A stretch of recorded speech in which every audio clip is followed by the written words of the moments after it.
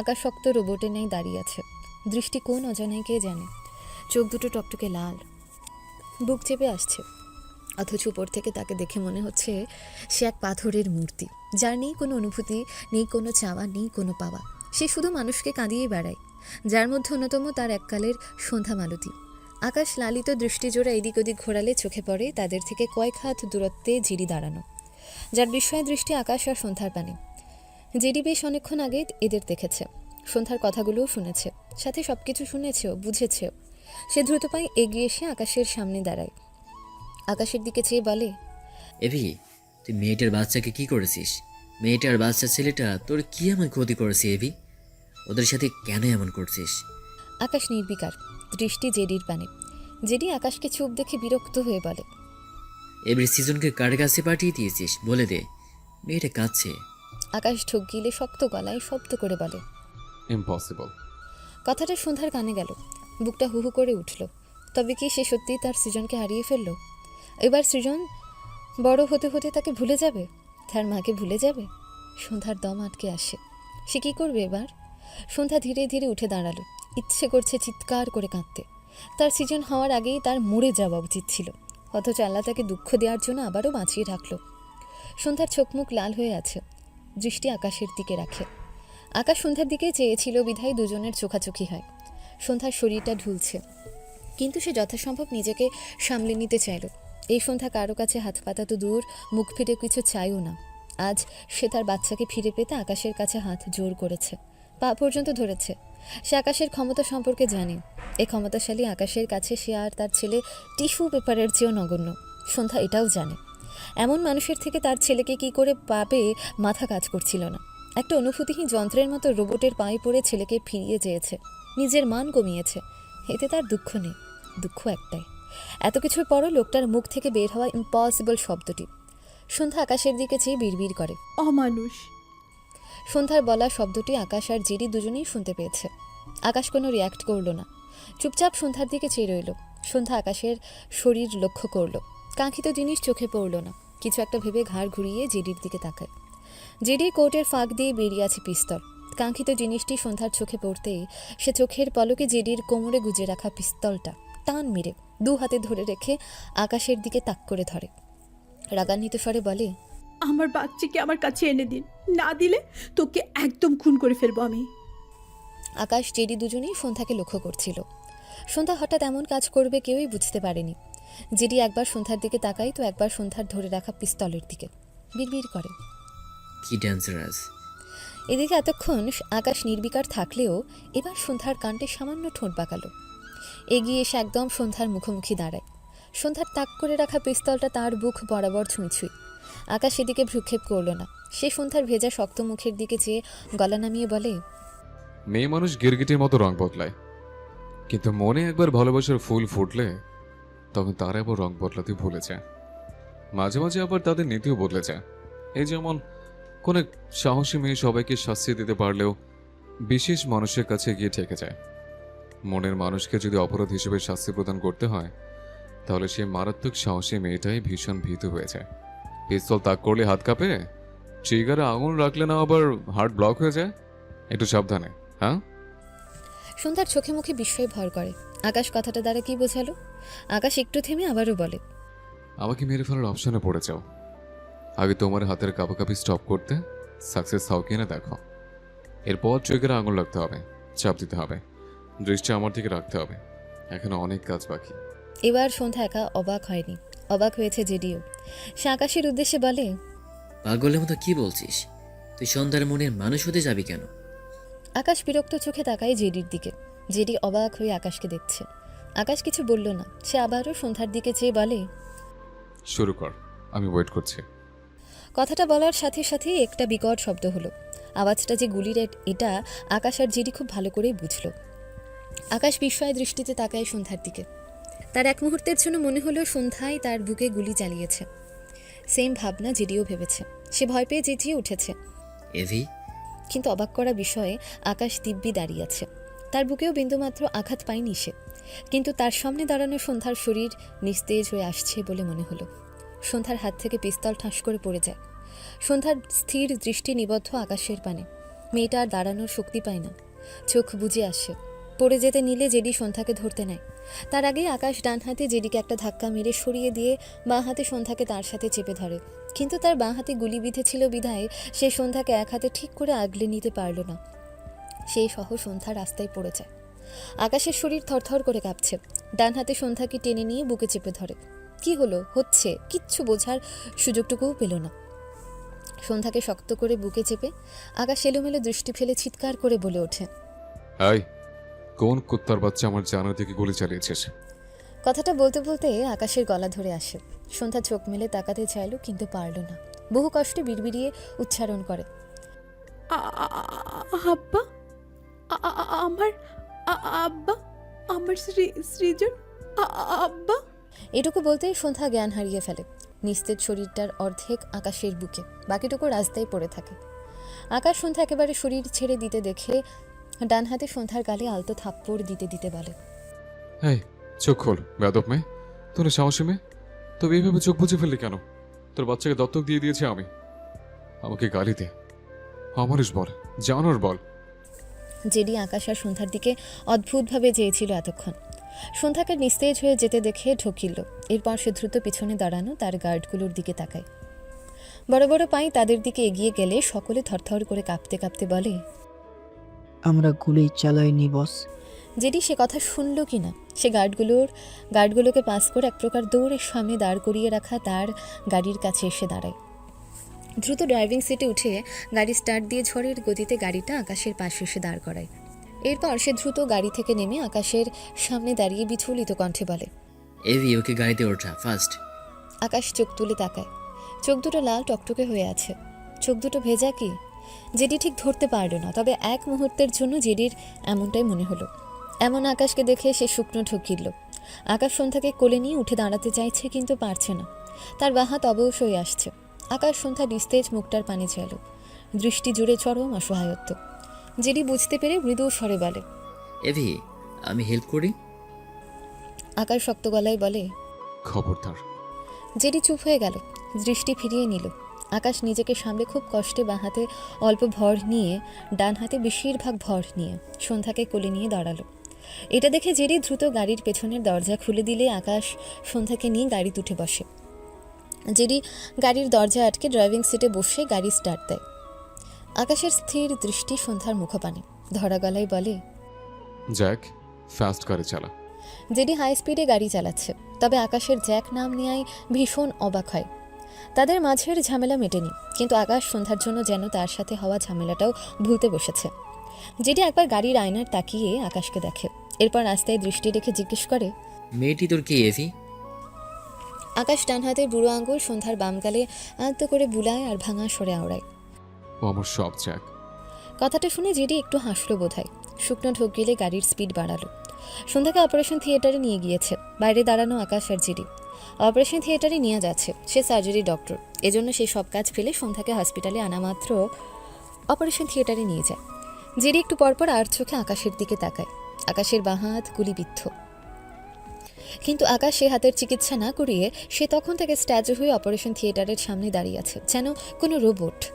JD আকাশকে অনেকবার বলেছে হাতের একটু ট্রিটমেন্ট করাতে, কিন্তু আকাশ শুনেও শুনেনি। এক পর্যায়ে সে বেশি জোর করলে আকাশের ডান হাতের একটা শক্ত থাপ্পড় খেয়ে চুপ হয়ে গেছে। কিছুক্ষণের মাঝে নিয়াজ অপারেশন থিয়েটার থেকে বেরিয়ে আসে। একদম সামনে আকাশকে দেখে সে না দেখার ভান করে চলে যেতে নিলে আকাশ ডান হাতে নিয়াজকে টেনে তার সামনে এনে বিচলিত কণ্ঠে জিজ্ঞেস করে, ও কেমন আছে? ওর কি লাইফ রিস্ক আছে? কোথায় গুলি লেগেছে? নিয়াজ রাগান্বিত স্বরে বলে, মরে গেছে ও। তোমার শান্তি হয়েছে? বিশ্বাস না হলে নিজের হাতে গিয়ে গলা টিপে এসো। যাও, দরজা খোলা আছে। পাশ থেকে জেডি রেগে বলে। নিয়াজ লিমিট ক্রস করো না। নিয়া জেডির দিকে চেয়ে রেগে বলে, আমি লিমিট ক্রস করছি? তোমার বন্ধু আজ কয়টা বছর হলো মেয়েটার শান্তি ভেজে ভেজে খাচ্ছে, আর কত? ও মানুষ না? ওর মন নেই? কষ্ট হয় না ওর? জেডি কি বলবে বুঝলো না। সে বোধহয় উত্তর দিতে চাইলেও পারল না। এদিকে আকাশ নিয়াজের কথায় কোনো রিয়াক্ট করল না, উল্টে নিয়াজের দিকে চেয়ে বেঁধে আসা গলায় বলে, তোমরা সবাই কেন ভাবো আমি খুব শান্তিতে আছি? কথাটা শুনে নিয়াজের রাগের ঘোর কাটে। অবাক চোখে তাকায় আকাশের দিকে। আকাশের মুখে এমন কথা সে এক্সপেক্ট করেনি। আকাশ নিয়াজকে ঠেলে থিয়েটারের ভেতর দিয়ে যায় আর বলে, ওকে সুস্থ কর, ফাস্ট করবে, নয়তো তুমি চিন্তা থাকবে না। লাস্ট কথাটা শক্ত শোনালো। নিয়াজ বিরক্তি কণ্ঠে বলে, মানুষকে মারার কাজটা খুব ভালো পারো, এটা ছাড়া আর কিছু কি পারো? আকাশ এবার ডান হাতে নিয়াজের কলার চেপে ধরে দাঁতে দাঁত চেপে বলে, আমি জানি আমি খারাপ মানুষ, এটা বারবার মনে করাতে হবে না তোমাকে। তুমি তোমার কাজ করো, আমার ওয়াইফকে সুস্থ করো গো। কথাটা বলে নিয়াজের কলার ছেড়ে নিয়াজকে একটা ধাক্কা দেয়। নিয়াজ এক পা পেছায়, বিস্ময় কণ্ঠে বলে, সন্ধ্যা তোমার ওয়াইফ? জেডিও বিস্ময় চোখে তাকায় আকাশের দিকে। আকাশ খুব স্বাভাবিকভাবে উত্তর করে, ও সুস্থ হলে আমাদের বিয়ে হবে, আপাতত আমার মনের ওয়াইফ। নিয়াজ বিদ্রুপ হাসে, দীর্ঘশ্বাস ফেলে বলে, তুমি কি জানো সন্ধ্যা দুটো গুলি করা হয়ে, ওর অবস্থা একটুও ভালো না, বুঝলে? কথাটা বলতে গিয়ে নিয়াজের গলা বেঁধে আসে। এদিকে আকাশের কথাটা হজম হয় না। সে ডান হাত এগিয়ে নিয়ে নিয়াজের গলা চেপে ধরে হিসিয়ে বলে, ওর অবস্থা ভালো নয় মানে কি? অবস্থা ভালো করবি তুই, কানে শুনতে পাস না? ওকে আজকের মধ্যে সুস্থ করে দেবে, আজকের মধ্যে। জেডি আকাশকে টেনে সরিয়ে আনে নিয়াজের থেকে। নিয়াজ গলায় হাত দিয়ে কাশছে। আকাশ জেডিকে ধাক্কা দিতে চাইলেও পারল না। বা হাতের ব্যথা বেড়েছে, যদিও সেদিকে তার ভ্রুক্ষেপ নেই, তবে শক্তি পাচ্ছে না ঠিকঠাক। জেডি নিয়াজকে তাড়া দেয়। নিয়াজ, তুমি এখানে টাইম নষ্ট করছো কেন? ভেতরে যাও। নিয়াজ নিজেকে সামলায়, রাগান্বিত আকাশের দিকে তাকায়। রাগ হয় নিয়াজেরও। সন্ধ্যার মূলত এক ব্যাগ রক্ত লাগবে, কিন্তু সে সন্ধ্যাকে বাঁচিয়ে কি করবে? সৃজনের জন্য সন্ধ্যা নিশ্চয়ই অনেক কেঁদেছে। সে সন্ধ্যাকে বাঁচিয়ে কি জবাব দেবে? বলবে তোমার স্বামী তোমার বাচ্চাকে দত্তক দিয়ে দিয়েছে? কোন মা মানবে এটা? সন্ধ্যা সেই শোক কিভাবে সামলাবে? তার কাছ থেকে সৃজনকে যেভাবে কেড়ে নিয়ে গিয়েছে আকাশের লোক, সৃজনের কান্না তার কানে এখনো বাজছে, তার নিজেরই কান্না পাচ্ছে। সন্ধ্যা, সৌম্য, এদের জীবন তো নরক ছিলই, সাথে সন্ধ্যার গর্ভে জন্ম নেয়া সৃজন, সেই বাচ্চা ছেলেটারও জীবন থেকে সুখ হারাতে বসেছে। ওইটুকু বাচ্চা এখন থেকে কত স্ট্রাগল করছে, আর এর পেছন অন্য কেউ নয়, বরং সৃজনের আপন বাবা এই আকাশ আছে। নিয়াজ নিতে পারছে না, সন্ধ্যা মেয়েটা এত কিভাবে সহ্য করে? সৃজন যখন বড় হবে, যদি কখনো জানতে পারে তার নিজের বাবা তার সাথে কি করেছে, সেদিন তার কি আর বাঁচতে ইচ্ছে করবে? কথাগুলো ভেবে নিয়াজ ঢুকিল। আকাশের পানে দৃষ্টি রেখে শক্ত গলায় বলল, সন্ধ্যাকে ভুলে গিয়েছো ভালো কথা, এখন আবার ওর কাছে এসে কেন ওর সুখ কাটতে চাইছো? ওকে কি এই দুনিয়াতে জাহান্নামের স্বাদ দিতে চাইছো? আর কত? এবার থামো প্লিজ। সন্ধ্যাকে ভুলে গিয়েছো, ভুলেই থাকো, একটু শান্তি দাও ওকে, রিকোয়েস্ট করছি আমি, প্লিজ। কথাগুলো বলে নিয়াজ একজন নার্সকে বলে ইমিডিয়েটলি এবি পজিটিভ গ্রুপের এক ব্যাগ রক্ত ম্যানেজ করতে। এরপর সে থিয়েটারের ভেতর চলে যায়। আকাশ নির্জীব দৃষ্টিতে চেয়ে নিয়াজের বলা কথাগুলো শুনল, দুবার শুকনো ঢোক গিলল। যেটি আকাশের দিকে চেয়ে। আকাশের পকেটে ফোন ভাইব্রেট হয়। আকাশ কাপা হাতে পকেট থেকে ফোন বের করে নোটিফিকেশন চেক করে, যেটা দেখে মুখে ভয়ের ছাপ ফুটে ওঠে। ফোন পকেটে রেখে দ্রুত পায়ে উল্টো দিকে যেতে গিয়েও আবারও ফিরে এসে জেডির সামনে দাঁড়ায়, ডাকে। জ্যাক। আকাশের কণ্ঠে নিজের সেই নাম শুনে জেডির বুকটা কেমন যেন করে ওঠে। গত 5-6 বছরে যে নাম আকাশ উচ্চারণ করেনি, আজ একদিনে সেই নামে তাকে কতবার ডেকে ফেলল। জেডি মৃদুস্বরে বলে, হ্যাঁ বলো। আকাশের অসহায় কণ্ঠ। ওর আপডেট জানাবে। কথাটা বলে আকাশ আর দাঁড়ায় না, ব্যস্ত পায়ে উল্টো পথে হাঁটতে থাকে। জেডি জিজ্ঞেস করে, কোথায় যাচ্ছিস? আকাশের ছোট্ট উত্তর, শান্তি কোড়াতে। এরপর ফোনে কাউকে মেসেজ করে এই হসপিটালে যেন কেউ বাইরে থেকে ভেতরে প্রবেশ করতে না পারে। সাথে পুরো হসপিটাল পুলিশ আর গার্ড দ্বারা ঘেরাও করা হয়। একটা বিলাসবহুল ঘরে বেশ কয়েকজন বসে হাসাহাসি করছে। হঠাৎই বাইরে থেকে কেউ একজন জোরে সরে দরজায় একটা লাথি দিয়ে দরজাটা একদম খুলে ফেলে। ঘরে বসা লোকগুলো অবাক চোখে তাকায় দরজার দিকে। সামনে অধীরকে দেখে তারা ভয়ে গুটিয়ে যায়। একজন আধবয়স্ক লোক শুকনো ঢুকিল। অধীর দৃঢ় পায়ে ভেতরে প্রবেশ করে। কয়েক পা এগিয়ে এসে দাঁড়িয়ে দুহাত প্যান্টের পকেটে রেখে ঘাড় এদিক ওদিক নাড়ায়। ফলস্বরূপ মরমর করে শব্দ হয়। সাদা চোখের মণি বিশিষ্ট শক্ত দৃষ্টি লোকগুলোর দিকে ঘুরছে। ঘরে থাকা প্রত্যেকের শরীর শিওরে ওঠে। অধীর দৃষ্টি সাথে অদ্ভুত ভঙ্গিতে শরীর নাড়িয়ে শব্দ করায়। অধীর আদবয়স্ক লোকটার দিকে দৃষ্টি স্থির করে বলে, কাকে গুলি করে জানো এখানে এত মাস্তানি করছিস? লোকটা শুকনো ঢুকিলে বলে, অধীর, দেখ তুমি মেয়েটির জন্য নিজেকে ভুলে গিয়েছো। মেয়েটি না মরা পর্যন্ত তুমি থামবে না, তাই আমি হেল্প করছিলাম। তাছাড়া তোমার বাবা সন্ধ্যাকে কোনো কালেই পছন্দ করতো না। তিনি যদি উপর থেকে দেখে তুমি ওই সন্ধ্যা মেয়েটিকে পেয়েছো, তাহলে সে উপরে থেকেও অশান্তিতে ভুগবে, যেটা আমি হতে দিতে পারি না। তাই যা করেছি বেশ করেছি, তুমি বরং এখন নাকে তেল দিয়ে ঘুমাও। কথাটা শেষ করার সাথে সাথে অধীর তেড়ে গিয়ে টেবিলের উপর থেকে ডান হাতে মদের বোতল নিয়ে টেবিলে একটা বাড়ি মেরে ভাঙা চৌকা কাঁচের বোতল লোকটার পেটে ঢুকিয়ে দেয়। কাজটা এত দ্রুত হলো কেউ বুঝতেই পারল না। অধীরের মুখ বাঁধা, তবে চোখ দুটো জলজল করছে। সে চোখ লোকটার ব্যথাতুর চোখে রেখে হিসিয়ে বলে, নিজের বাপকে মেরে বছরের পর বছর জেল খেটেছি, সেখানে তুই কোন বালছেরা মাল রে? কথাটা বলে অধীর বাঁ হাতে লোকটাকে ধাক্কা দেয়। ডান হাতে গেঁথে দেওয়া ভাঙা কাচের বোতলটা লোকটার পেট থেকে বের করে। লোকটা ঠাস করে পাকা মেঝেতে পড়ে যায়। অধীর সকলের উদ্দেশ্যে আদেশের বাণী ছুড়ে দেয়, এই ওকে হসপিটাল নেই, ও যেন বেঁচে থাকে, ও মরলে তোদেরও মরতে হবে। কথাটা বলে হাতে রক্তাক্ত বোতল ছুঁড়ে ফেলে অধীর। ডান দিকে ঘাড় কাত করে মেঝেতে পড়ে থাকা লোকটার দিকে চেয়ে শক্ত গলায় আওড়ায়, যদি আমার প্রাণে কিছু হয় তবে তোকে এমনভাবে মারবো যে তোর নিউজ পুরো পৃথিবী কাঁপিয়ে তুলবে। আকাশ বেশ কসরত করে জেডির গাড়ি চালিয়ে একটা বাড়ির সামনে এসে থেমেছে।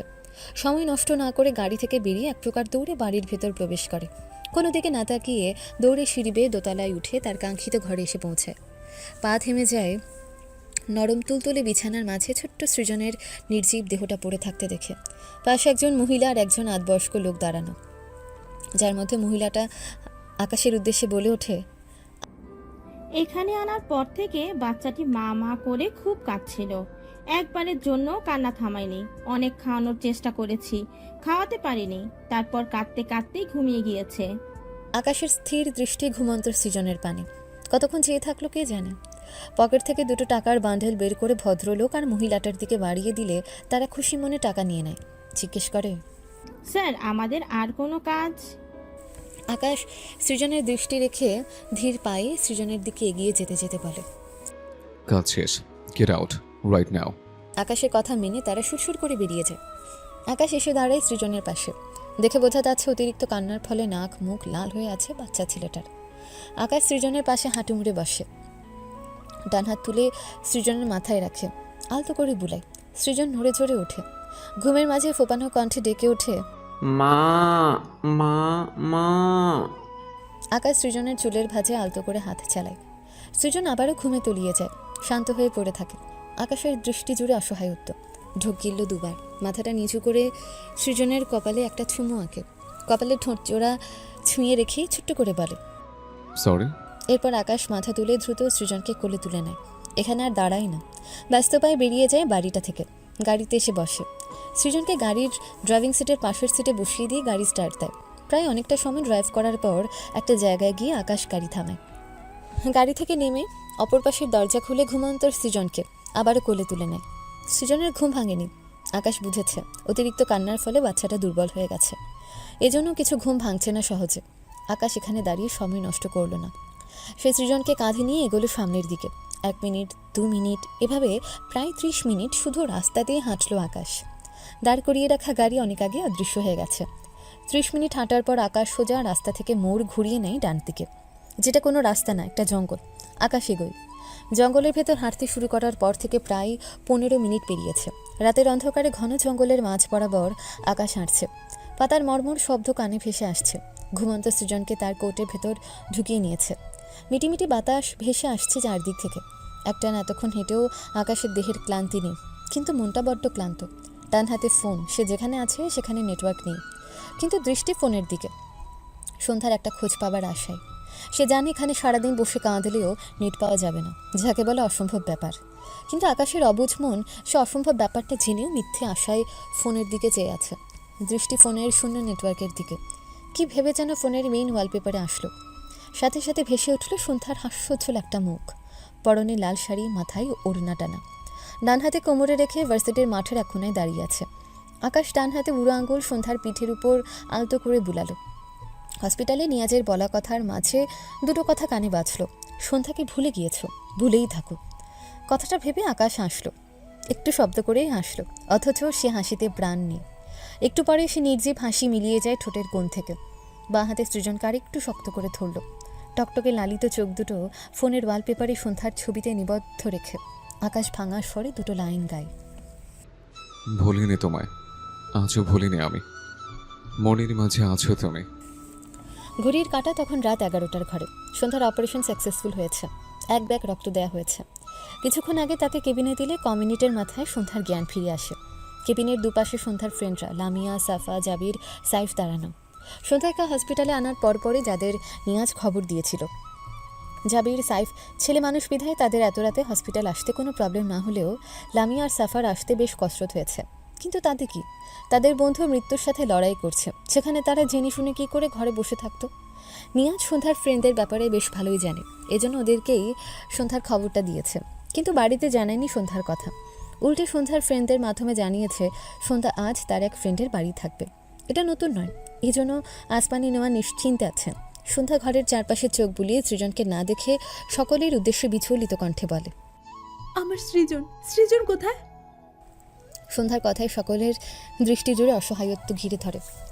নিয়াজ সহ সন্ধ্যার ফ্রেন্ড কেউ কখনো উত্তর দিতে পারে না। কি বলবে, তারা নিয়াজের কাছে শুনেছে সৃজনকে আকাশ দত্তক দিয়ে দিয়েছে।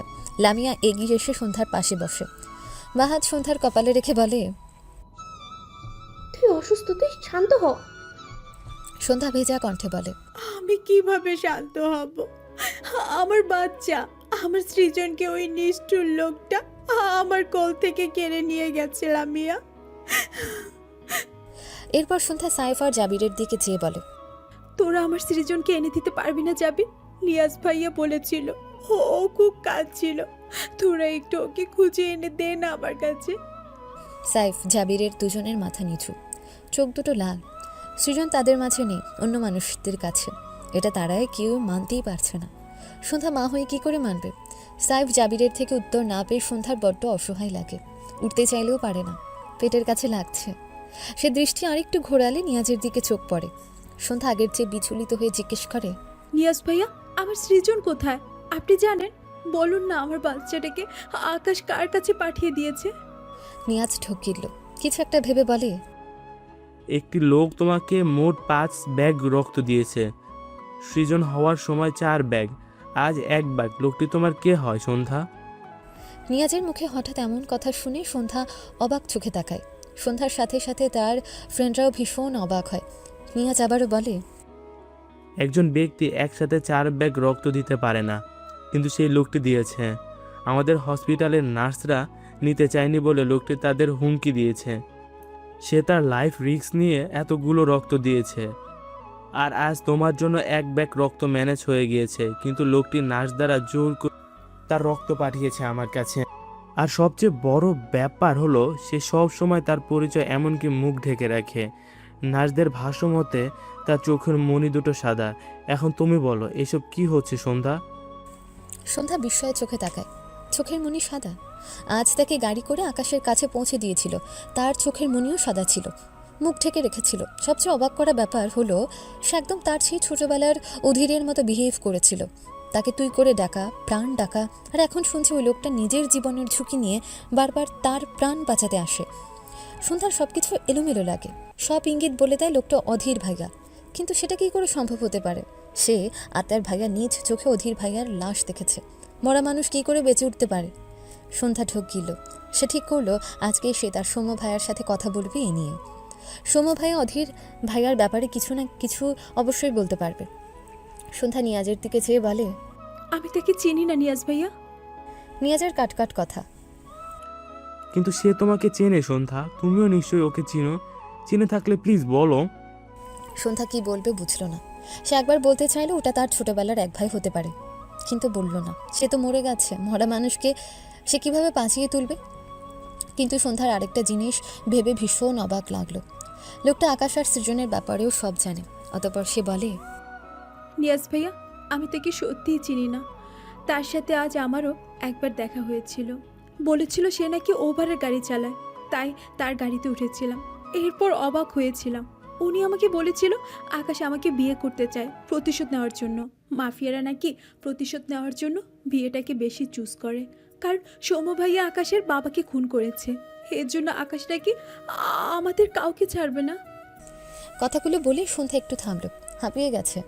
সন্ধ্যার কথা শুনে সকলের চোখে মুখে বিস্ময় ভর করে, যার মাঝে নিয়াজের বিস্ময়ের পরিমাণ 1000 গুণ বেশি।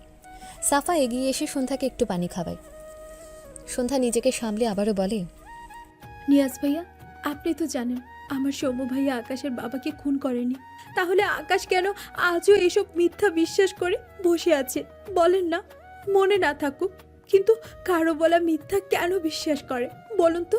কথাটা বলে সন্ধ্যা উত্তরের অপেক্ষা করে। সন্ধ্যার ফ্রেন্ডরাও সবাই নিয়াজের দিকে তাকিয়ে আছে উত্তরের অপেক্ষায়। এই কথাটার উত্তর তারা আসলে জানতে চায়। আকাশের স্মৃতি হারিয়ে যাওয়ার পর হঠাৎ আকাশের মাঝে সৌম্যর প্রতি এমন বিরূপ ধারণা কেন তৈরি হয়েছিল, এর উত্তর তাদের কারো কাছেই নেই। এদিকে নিয়াজ মনোযোগ দিয়ে সন্ধ্যার কথাগুলো শুনে চুপচাপ কেবিন থেকে বেরিয়ে গেল।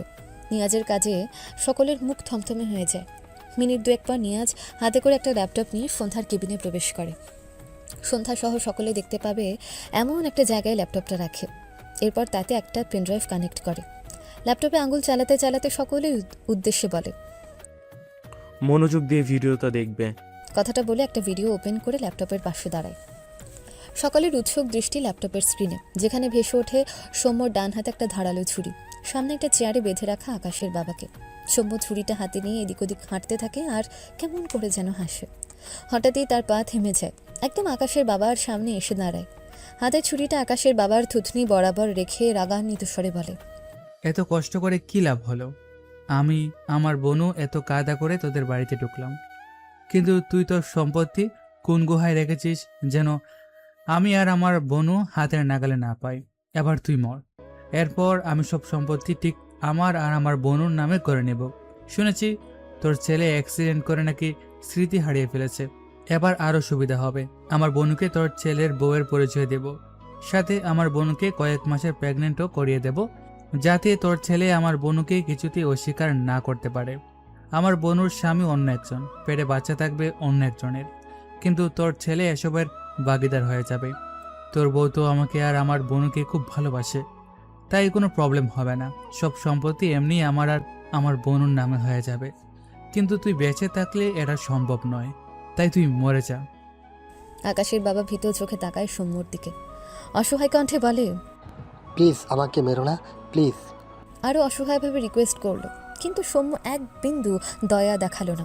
তার হাতের ধারালো ছুরি আকাশের বাবার পিঠ বরাবর একেবারে ঠুকিয়ে দেয়। আকাশের বাবার চোখের মনি উল্টে আসে, চিৎকার করে ওঠে। তখনই ভিডিওটা বন্ধ হয়ে যায়। ভিডিওটা দেখে সকলে বাকরুদ্ধ হয়ে চেয়ে আছে, একমাত্র নিয়াজ স্বাভাবিক। সন্ধ্যা ভাঙা স্বরে শব্দ করে বলে ওঠে, এটা আমার সৌম্য ভাইয়া নয়, আমার সৌম্য ভাইয়া কিছুতে এমন নয়। নিয়াজ সন্ধ্যার দিকে তাকিয়ে একটু হাসলো বোধহয়। সাইফ কিছু একটা ভেবে নিয়াজের দিকে চেয়ে বলে, ভিডিওতে সৌম্য ভাইয়া যা যা বলল মনে হলো সব ঘটনা আকাশ ভাইয়ের অ্যাক্সিডেন্টের পর, অথচ আকাশ ভাইয়ের অ্যাক্সিডেন্টের আরও বছরখানেক আগেই আকাশ ভাইয়ের বাবা মারা গিয়েছে। নিয়াজ এবার সাইফের দিকে চেয়ে একটু জোরেই হেসে ফেলল, ডান হাত উঠিয়ে ইশারা করে আর বলে, সরি এভাবে হাসার জন্য। আসলে সন্ধ্যার এক্সপ্রেশন দেখে আমার হাসি পাচ্ছে। ও এক মুহূর্তের জন্য ভেবেই নিয়েছিল স্ক্রিনে থাকা লোকটি আসল সৌম্য। সাইফ আর জাবির স্বাভাবিক থাকলেও সন্ধ্যার সহ লামিয়া সাফা অবুঝ নয়নে তাকায় নিয়াজের দিকে। নিয়াজ এগিয়ে এসে সন্ধ্যার সামনে দাঁড়ায়, দুহাত আড়াআড়িভাবে বুকে গুজে বলে, ভিডিওটা কোথায় পেয়েছি জানো সন্ধ্যা? সন্ধ্যা প্রশ্নাত্মক চোখে তাকায়।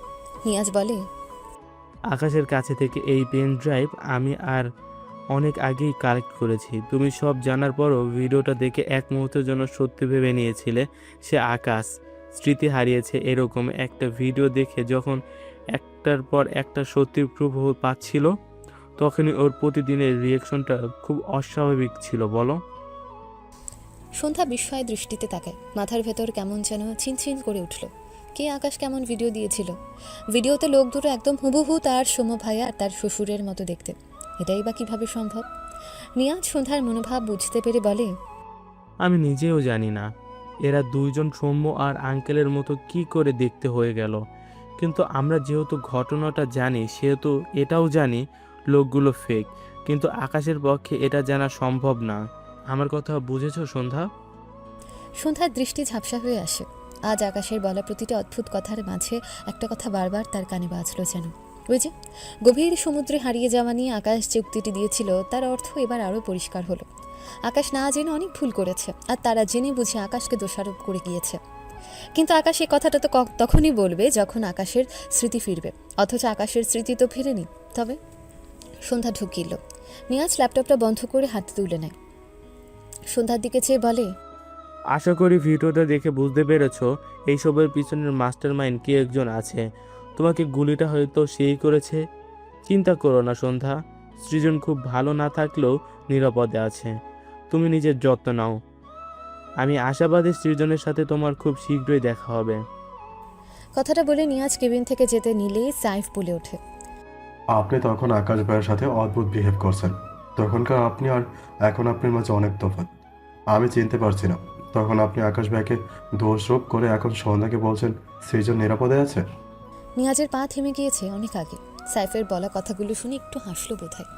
উল্টো ঘুরে সাইফের দিকে তাকায়, মৃদুস্বরে বলে, আমার আর আকাশের মুখে উচ্চারিত প্রতিটা শব্দের পিছনে একটি করে যুক্তিসঙ্গত কারণ থাকে। আপাতত এইটাই জেনে রাখো, সৃজন কারো কাছে দত্তক আছে। কথাটা বলতেই সন্ধ্যা অসহায় কণ্ঠে বলে ওঠে। নিয়াজ ভাইয়া, নিয়াজ সন্ধ্যার দিকে চেয়ে শক্ত গলায় বলে, তোমাকে এভাবে মানতে পারছে না সন্ধ্যা। কথাটা বলে নিয়াজ বেরিয়ে যায় কেবিন থেকে। সন্ধ্যার চোখ থেকে পানি গড়িয়ে পড়ে, বিড়বিড় করে, আমি কখনো আমার সৃজনকে ছাড়া থাকিনি, এখন কিভাবে থাকবো? আল্লাহ, আমার আব্বা। লামিয়ার সাফার সন্ধ্যার মাথায় হাত বুলিয়ে সন্ধ্যাকে সান্ত্বনা দেওয়ার চেষ্টা করে। সাইফার জাবির ভাবুক হয়ে দাঁড়িয়ে আছে। জাবির মৃদুস্বরে বলে, আমার মনে হচ্ছে নিজন ভাইয়া অনেক কিছু জানে। সাইফ সায় দেয়, আমারও, কিন্তু কোথাও একটা গোলমেলে লাগে। জাবির উত্তর করে, তা তো লাগবেই। আকাশ ভাইয়া সিরিজে যে ফেরা নাই মামা, আই গেস আকাশ ভাইয়া স্মৃতি ফিরলেই সব প্রবলেম সলভ হয়ে যেত। সন্ধ্যা সাইফ আর জাবিরের কথোপকথন শুনে ঢুকিলে বলে, আমার অনেকে সন্দেহ হয়। সকলে সন্ধ্যার দিকে উৎসুক চোখে তাকায়, বলে, কি নিয়ে আর কাকে? আজ আকাশের বলা প্রতিটি কথা, আকাশের ফোনের রিংটোন সব মিলিয়ে সন্ধ্যার মাথায় এলোমেলো লাগে। কিন্তু আকাশের কঠোরতার কথা ভাবতেই সন্ধ্যার অসহ্য অনুভূতি হয়। চোখ মুখ খিঁচে দুহাতে মুখ ঝেঁকে হাঁসফাঁস কণ্ঠে বিড়বিড় করে, না না, কিছু নিয়ে না, আমার আকাশ হারিয়ে গেছে। উনি আমার আকাশ না। নিয়াজ হসপিটাল থেকে বেরিয়ে তার গাড়িতে বসতে যাচ্ছিল, তখনই চোখে পড়ে রাস্তার ওপাশে রায়ান আর শিমু সামনাসামনি দাঁড়ানো। মনে হচ্ছে শিমু কিছু নিয়ে রায়ানকে ভীষণ রিকোয়েস্ট করছে, কিন্তু রায়ান বিরক্ত হয়ে শিমুর সামনে দাঁড়িয়ে আছে। বারবার চলে যেতে চাইছে, কিন্তু শিমুর জোড়াজুড়ির জন্য পারছে না। নিয়াজ দুজনের দৃশ্য দেখে ঢুকিল। ধীর পায়ে রাস্তা পার হয়ে রাস্তার অপর পাশ থেকে এপাশে দাঁড়ালো। রায়ান আর শিমুর থেকে অল্প কিছু দূরত্ব রেখে দাঁড়িয়েছে। শিমু দুহাত জমা করে কেঁদে কেঁদে বলে, আকাশ ভাইয়া দেশে ফিরেছে। মা ভাইয়াকে বলে এবার আমার বিয়েটা সত্যি সত্যিই দিয়ে দিবে। প্লিজ রায়ান, তুমি আমাকে বিয়ে করে নাও। রায়ানের চোখে মুখে বিরক্তি। শিমুর কান্না তার মাঝে বিন্দুমাত্র প্রভাব ফেলল বলে মনে হলো না। উল্টে রেগে বলে, আমি তোমার থেকে গুনে গুনে 5 বছরের বড়, আমাকে নাম ধরে ডাকতে তোমার লজ্জা করে না? রায়ানের কথা শিমু গায়ে মাখল না। সে দুহাতে চোখ মুছে বলে, আমি তো তোমাকে ভালোবেসে নাম ধরে রাখি। ভালোবাসতেই লজ্জা রাখতে হয় না, বুঝেছো? আমি তোমাকে অনেক ভালোবাসি রায়ান। রায়ানের শক্ত কণ্ঠ। আমি তোমাকে ভালোবাসি না এই কথাটা আর কয় হাজার দিন বললে তোমার এসব ফালতু পাগলামি বন্ধ করবে তুমি? শিমুর দুচোখ বেয়ে নোনা জল গড়ায়, বলে, তুমি যতদিন বাঁচবে ততদিন বলবে। আমি তো বলিনি আমাকে তোমার ভালোবাসতেই হবে। তুমি শুধু আমাকে বিয়ে করে নাও, তুমি আমার নামেই থাকো, আর কিছু চাই না আমার। কথাটা বলতে বলতে শিমু রায়ানের হাত ধরতে নিলে রায়ান ঝাড়া মেরে তার হাত সরিয়ে নেয়। রিগে বলে, তুমি একটা গায়ে পড়া মেয়ে, এসব মেয়ে আমার পছন্দ নয়। শিমু অসহায় কণ্ঠ, বিশ্বাস করো, আমি শুধু তোমাকে টাচ করতে চাই, আর কোনো ছেলের দিকে ফিরেও তাকাই না। তোমার বিশ্বাস না হলে আমার ফ্রেন্ডদের জিজ্ঞাসা করে দেখো, ওরাও এটাই বলবে। রায়ান শীতল দৃষ্টিতে তাকায়, ঢুকিলে বলে, আমিও শুধু আমার সকালটাকে টাচ করতে চাই, অন্য কারো দিকে ফিরেও তাকাই না। বিশ্বাস না হলে তুমি আজীবন ওয়েট করতে থাকো, আর আমার অ্যান্সার নো শোনার জন্য প্রস্তুত থাকো। যতক্ষণ আমার দেহে প্রাণ আছে ততক্ষণ আমি শুধু সকালকেই ভালোবাসবো। যে জায়গায় ওর বসার কথা ছিল সে জায়গায় আমি অন্য কাউকে বসাবো না। শিমুর দু চোখ দিয়ে টপ টপ করে নোনা জল গড়িয়ে পড়ে। মাথা নিচু করে ফোঁপায়, কি আছে ওই মেয়ের মাঝে যা তার মাঝে নেই? আজ কত বছর হলো মেয়েটা মরে গেছে, তবু রায়ান কেন ওকে ভুলতে পারে না? রায়ান সকালকে ভুলে না যাক, সে তো ভুলতে বলেনি, সে চাই রায়ান শুধু তাকে একটা সুযোগ দিক, কিন্তু রায়ান সেটুকুও করে না। কেন এমন করে রায়ান? শিমু আবারও রায়ানের হাত ধরলে এবার রায়ান আগের চেয়েও রেগে যায়। মেয়েটার জন্য সে আকাশদের অফিসের চাকরিটা পর্যন্ত ছেড়ে দিয়েছে, তবু রাস্তাঘাটে দেখলে এমনভাবে পাগলামি করে যেন ও শিমুকে ঠকিয়েছে, আর কথায় কথায় টাচ করা তো আছে। রায়ান এবার রাগ গিলতে না পারে শিমুর কাঁধে হাত রেখে জোরে সরে একটা ধাক্কা দেয়। শিমু পড়ে যেতে নিলে একটু দূরে দাঁড়ানো শিমুর ফ্রেন্ড দৌড়ে এসে শিমুকে সাঁপড়ে ধরে। এই দৃশ্য দেখে নিয়াজ রাগে ফুসতে ফুসতে পেছন থেকে তেড়ে আসে রায়ানের দিকে। বা হাতে রায়ানের শার্টের কলার ধরে দাঁত কিরমির করে বলে, তোর সাহস কি করে হয় ওর সাথে এত বাজে বিহেভ করার? কথাটা বলতে বলতে নিয়াজ তার মুষ্টিবদ্ধ ডান হাত দ্বারা আঘাত করতে নেয় রায়ানকে। তখনই শিমু চেঁচিয়ে ওঠে, খবরদার ওকে মারবেন না। নিয়াজের হাত থেমেছে, বাদিকে ঘাড় ফিরিয়ে অবাক হয়ে দেখে শিমুকে। শিমু এগিয়ে এসে নিয়াজকে আদেশের সুরে বলে, ওর কলার ছাড়ুন বলছি। শিমুর এক কথায় রায়ানের কলার ধরে রাখা নিয়াজের হাত ঢিলে হয়ে গেল। মুষ্টিবদ্ধ ডান হাতটাও ধীরে ধীরে নামিয়ে নেয় নিয়াজ। শিমু রায়ানের দিকে আরেকটু এগিয়ে এসে অসহায় কণ্ঠে বলে, রায়ান, তুমি আমাকে বিয়ে করবে বলো? তোমার মাকে একবার বলবে আমার কথা? নিয়াজ শিমুর দিকে যেই দুপা পেছালো, বুকের বাপাসটে কি অসহনীয় ব্যথা হয়। গত 5 বছরের বেশি হয়ে গেল যাকে এত এত ভালোবেসে গেল, সেই মেয়েটার চোখে তার জন্য একটু দয়াও নেই, অথচ জেলের ছেলেটা তাকে প্রতিনিয়ত ছুঁড়ে ফেলেছে। শিমু সেই ছেলেটার কাছে বারবার ফিরে যাচ্ছে, কণ্ঠে কত নমনীয়তা মিশে। নিয়াজের চোখ দুটো টকটকে লাল, দৃষ্টি শিমুর বিধ্বস্ত মুখপানে। এদিকে রায়ান অসহায় চোখে চেয়ে আছে শিমুর দিকে। সে মেয়েটাকে এত ইগনোর করে, তবুও মেয়েটা বারবার তার কাছে আসে সে এক আবদার নিয়ে। এমন কেন এই মেয়ে? রায়ান কিছুই বলল না, সে উল্টো ঘুরে দ্রুত পা চালায় জায়গাটা প্রস্থান করতে। রায়ানকে এভাবে চলে যেতে দেখে শিমুর বুক ফেটে কান্না আসে। সে শব্দ করে বলে, রায়ান, তুমি আমাকে বিয়ে না করলে আমি কিন্তু মরে যাব। রায়ান ঢোক গিলল। সকালের লিখে যাওয়া সে ছোট্ট চিঠির লেখাগুলোর দুটো লাইন চোখের সামনে জলজল করে ভাসে। রায়ান, জানো, আমি তোমাকে সত্যিই ভালোবাসি। তুমি অন্য কারো হলে আমি খুব কষ্ট পাবো। কথাগুলো ভেবে রায়ানের চোখের কোণে নোনা পানি জমে। শুকনো ঢোক গিলে পায়ের গতি বাড়ায়, ডান হাতে ঝাপসা চোখ জোড়া ঢুলে নেয়। পেছন থেকে শিমুর আরও খানিক কান্নামাখা গলায় কিছু কথা ভেসে আসলো, তবে রায়ান ফিরে তাকালো না। সে পারবে না তার সকালকে ভুলে আরেক নারীকে সে জায়গায় বসাতে, এটা তার দ্বারা কখনো সম্ভব না। রায়ান অদৃশ্য হয়ে গেলে শিমুর দমবন্ধ লাগে, চিৎকার করে কাঁদতে ইচ্ছে করে তার। চোখ জোড়ায় অনবরত নোনা জল জমে। নিয়াজ নির্জীব দৃষ্টিতে শিমুকে দেখে, নিজের উপর উপহাস করে হাসে। তার ভাগ্য, এই ফুলের মতো মেয়েটাকে নিয়ে কত শত সে স্বপ্ন সাজিয়েছে এই মনের ঘরে। সেই মেয়ে দিনরাত আরেক ছেলের জন্য তার সামনে কতই না পাগলামি করে। শিমুর ফ্রেন্ড এগিয়ে এসে শিমুকে টেনে নিয়ে যেতে থাকে উল্টো পথে। শিমু ধীরে ধীরে এগোয়, মাথা নিচু করে নিঃশব্দে চোখের পানি ফেলে। কিছু দূর এগিয়ে গিয়ে শিমুকে তার বাড়ির গাড়িতে বসিয়ে দেয় তার ফ্রেন্ড, সাথে সেও উঠে বসে। এরপর ড্রাইভার গাড়ি স্টার্ট দেয়। শিমু মূলত ফ্রেন্ডকে নিয়ে কেনাকাটা করতে এসেছিল, বাড়ি থেকে আসতে দিয়েছিল, সাথে ফ্রেন্ড আর বাড়ির গাড়ি নিয়ে আয়। কিন্তু হসপিটালের কাছে রায়ানকে দেখে শিমু দৌড়ে বেরিয়ে এসেছে। সে কখন থেকে রায়ানের সাথে পাগলামি করছিল কে জানে। নিয়াজ শিমুদের চলন্ত গাড়ির পানে একধানে চেয়ে রইল। কখন যে চোখ জোড়া ঝাপসা হয়ে গেল টের পেল না। বুকে অসহনীয় ব্যথার পরিমাণটা তরতর করে বেড়ে গিয়েছে। আস্তে করে সামনে দুপা বাড়ালো। অসহায় দৃষ্টি শিমুদের অদৃশ্য হওয়ার পথে গাড়িটার দিকে, যে গাড়িতে তার স্বপ্নের নারী বসে আছে। কিন্তু সেই স্বপ্নের নারী স্বপ্নেই থেকে যাবে, সে কখনো বাস্তব হবে না। দুপুরের পর থেকে ইরা সৌম্যর জন্য ওয়েট করছে। সাইফ জাবির তাকে জানিয়েছে সৌম্যকে নিয়ে তারা ফিরছে, কিন্তু রাত 12টা বাজতে চলল, সৌম্যর বাড়ি ফেরার নামগন্ধ নেই। ইরা চিন্তা ভর্তি মাথা নিয়ে রাতে আবারও সন্ধ্যাকে কল করে। সন্ধ্যাকে না পেয়ে সাইফের নাম্বারে কল করলে তারা জানে সৌম্যকে তারা বাড়ির কাছাকাছি পৌঁছে দিয়েছে। সৌম্য হয়তো কোনো কাজে আটকে গেছে, টিউশনেও যেতে পারে, এজন্য হয়তো আসতে লেট হচ্ছে। ইরা মেনেছিল, কিন্তু তাই বলে এত রাত করবে ফিরতে? এমনি দিনেও তো সৌম্য বাড়ি ফিরতে এত লেট করে না, আর আজ তাকে এভাবে কাঁদিয়ে রেখে গেল। জেল থেকে ছাড়া পেয়ে তো সৌম্য সবার আগে বাড়ি ফিরত, এটাই তো সৌম্য। সে সৌম্যকে খুব ভালো করে চেনে, তবে এখনও কেন ফিরছে না সৌম্য? ওর কি আবার কোনো বিপদ হলো? ইরা ভাবতে পারে না, টেনশানে মাথা ছিঁড়ে যাওয়ার উপক্রম হয়। সৌম্যর কাছে ফোনটাও নিয়ে এজন্য সে সৌম্যর সাথে যোগাযোগও করতে পারছে না। ইরা না পেরে আবারও জাবিরের নাম্বারে কল করতে নেয়। তখনই দরজায় কেউ কড়া নাড়ে। শব্দ পেয়ে ইরা দ্রুত দরজার দিকে তাকায়। এত রাতে সৌম্য ছাড়া আর কেউ আসবে না। ভাবনা অনুযায়ী ইরা তার হাতের ফোন রেখে দ্রুত পায়ে এগিয়ে গিয়ে দাঁড়ায় দরজার সামনে। ব্যস্ত হাতে দরজার ছিটকিনি খুলে দেয়। দৃষ্টি আটকায় সামনে দাঁড়ানো বিধ্বস্ত সৌম্যতে। সে 1 সেকেন্ড সময় নষ্ট না করে এক প্রকার ঝাঁপিয়ে পড়ে সৌম্যর বুকে। ফুপিয়ে ওঠে মেয়েটা। শক্ত করে সৌম্যকে জড়িয়ে ধরে ফোপানো কণ্ঠে বলে, এত দেরি করলে কেন? আমি অনেক ভয় পেয়েছিলাম, ভেবেছিলাম আবারও তোমার কোনো বিপদ হয়েছে। এটুকু বলে ইরা সৌম্যকে ছেড়ে মাথা উঁচু করে সৌম্যর দিকে তাকায়। ডান হাত সৌম্যর গালে রেখে ভাঙা গলায় বলে, এত দেরি হলো কেন বাসায় ফিরতে? কোথায় গিয়েছিলে?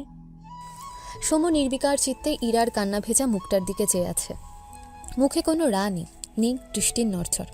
ইরা সৌম্যর চোখ দুটো খেয়াল করলে দেখল সৌম্যর দু চোখ ভীষণ লাল হয়ে আছে। সে ডান হাত সৌম্যর গাল থেকে সরিয়ে সৌম্যর কপালে রেখে চিন্তিত কণ্ঠে বলে, তোমার কি শরীর খারাপ লাগছে? সৌম্য নিশ্চুপ।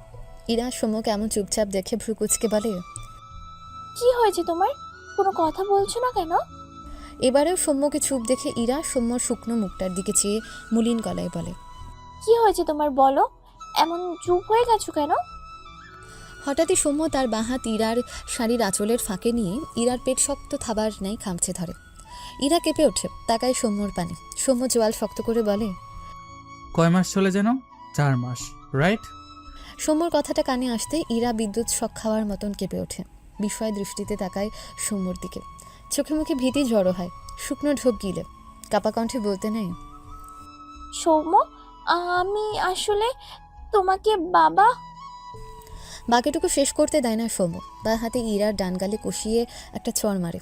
হঠাৎ আক্রমণের জন্য ইরা মোটেও প্রস্তুত ছিল না। ফলস্বরূপ বাদিকে হুমড়ে খেয়ে পড়ে মেঝেতে। জীবনের প্রথম সৌম্যর হাতে এমন দাবাং মার্কা চড় খেয়ে যেমনি মাথাটা ভন করে ওঠে, তেমনি বিস্ময়ে হতবাক হয়েছে। চোখ দুটো ভরে ওঠে। ভাবনার মাঝে সৌম্য বড় বড় পায়ে এগিয়ে এসে ইরার সামনে হাঁটু মুড়ে বসে। বা হাতে ইরার চুল টেনে ধরে ইরার মুখ তার মুখ বরাবর এনে রাগান্বিত স্বরে বলে, আমাকে বাবা বানাবে না। এত শখ আমাকে বাবা বানানোর? কিভাবে বানাবে? তুই মা না হয়ে আমাকে একা একা বাবা বানাবে? এত স্পর্ধা তোর ইরাবতী? এতটা? ইরা সৌম্যকে দেখে ভয় থরথর করে কাঁপতে থাকে। দু চোখ বেয়ে নোনা জল গড়ায়। সৌম্য ডান হাতে ইরার গাল চেপে ধরে বলে, ডক্টর বলেছিল তুই কনসিভ করলে বাঁচবে না। জানতি না তুই? বল বল, জানতি না? ইরা কান্নামাখা গলায় কাপা কণ্ঠে বলে, তোমার অংশ তো বাঁচবে, তুমি বাবা হতে পারবে, আমি বাচ্চা মরা। এইবারও সৌম্য ইরাকে কথা শেষ করতে দিল না। রাগে কাঁপতে কাঁপতে ইরার একই গালে আরেকটা থাপ্পড় মেরে দেয়। ইরা পড়ে যাওয়ার আগে সৌম্য ইরাকে নিজের সাথে চেপে ধরে। ডান হাতে গাল চেপে ইরার মুখ নিজের দিকে করে রাখে। ইরা ফোঁপায়, নিভু নিভু চোখে তাকায় সৌম্যর দিকে। সৌম্য কান্নারত ইরার দিকে চেয়ে ঢুকিলে বলে, আমি বাবা হতে না পারলে শুধু একটু কষ্ট পেতাম, একটুখানি দুঃখ পেতাম, আর তোকে হারিয়ে আমি জীবন্ত লাশ হয়ে যাব। অথচ তুই জেনে শুনে আমার এই ভয়াবহ পরিণতি দিতে এত আয়োজন করলি ইরাবতী। সৌম্যর গলা ধরে আসে, চোখ দুটো ঝাপসা হয়ে আসে। ইরা ফুপিয়ে কাঁদে। সে কী করে বোঝাবে সে যখন সৌম্যর সাথে বাইরে যেত সৌম্যর দৃষ্টি ওই ছোট্ট বাচ্চা মেয়েগুলোর দিকে পড়ে থাকতো। কি অসহায় থাকতো সে দৃষ্টি জোড়া। ইরা কতদিন একা একা কেঁদেছে সেই সৌম্যকে বাবা বানাতে পারবে না ভেবে। কিন্তু এভাবে কতদিন? সেই সৌম্যর ওই অসহায়ত্বে ঘেরা দৃষ্টি দিনের পর দিন উপেক্ষা করতে পারেনি। সৌম্য ইরাকে ছেড়ে মেঝেতে পা ছড়িয়ে বসে। কান্নারত ইরার পানে মলিন মুখে চেয়ে থাকে। এই মেয়েটা নাকি আর কয়দিন পর আর এই পৃথিবীতে নিঃশ্বাস নেবে না। এটাও তার ভাগ্যে ছিল। দুর্ভাগ্য হলে এতটা হয় বুঝি? এমন ভাগ্য আল্লাহ তার শত্রুরও না দিক। সৌম্য অসহায় কণ্ঠে বলে, তুই এত স্বার্থপর কেন ইরাবতী? আমাকে আর কত পরীক্ষা দিতে হবে? এই দুর্ভাগ্যের খাতার সমাপ্তি কোথায়? ইরা তাকায় সৌম্যর পানে। ধীরে ধীরে সৌম্যর দিকে এগিয়ে এসে সৌম্যকে ঘেঁষে বসে। দুহাতে সৌম্যর শার্ট আঁকড়ে ধরে সৌম্যর বুক বরাবর মুখ রেখে মাথা উঁচু করে সৌম্যর দিকে তাকিয়ে কাঁদতে কাঁদতে কিছু বলতে নেয়। তার আগেই সৌম্য ইরার দিকে চেয়ে বিদ্রুপ স্বরে বলে, মরার জন্যই তো 4 মাসের বাচ্চা পেটে নিয়ে ঘুরছিস। আসলে আমাকে সবাই মিলে এত দুঃখ দিয়েও ভাঙতে পারছিল না তো, সেজন্য তুই পুরোপুরি ভাঙতে কোমর বেঁধে মাঠে নেমে পড়েছিস। তুই সফল ইরাবতী, খুশি হয়েছিস তো? কথাটা বলতে গিয়ে সৌম্য ডান চোখ বেয়ে এক ফোঁটা নোনা জল টুপ করে ইরার বাম গালের উপর পড়ে। ইরা অনবরত দুদিকে মাথা নাড়িয়ে না বোঝায়। সে কিছু বলতে চায় কিন্তু কান্নার ফলে কিছু বলতেই পারছে না। সৌম্য ঢোক গিলে আবারও বলে, মরে তুই যাবি, কিন্তু তার আগে আমি মরে যাব। তুই মরে গিয়ে আমাকে চিরকাল যে শাস্তি দিতে চেয়েছিলি তুই নিজেই না হয় কয়েক মাস সেই শাস্তির স্বাদ গ্রহণ কর। কথাটা বলে সৌম্য ইরাকে ঠেলে সরিয়ে দেয়। ইরা চোখ বড় বড় করে তাকায়। সে কিছু বোঝার আগেই সৌম্য বসা থেকে উঠে দাঁড়িয়ে বড় বড় পা ফেলে রুমের বাইরে চলে যায়। ইরা দ্রুত উঠে দাঁড়িয়ে দৌড়ে যায় সৌম্যর পিছু, কিন্তু সে ঘর থেকে বেরোতে পারল না। তার আগেই সৌম্য ঘরের দরজা ঠাস করে বন্ধ করে দেয়। ইরা দরজার জোরে জোরে ধাপ্পড় দেয়, শব্দ করে কেঁদে দিয়ে বলে, সৌম্য, দরজা খোলো।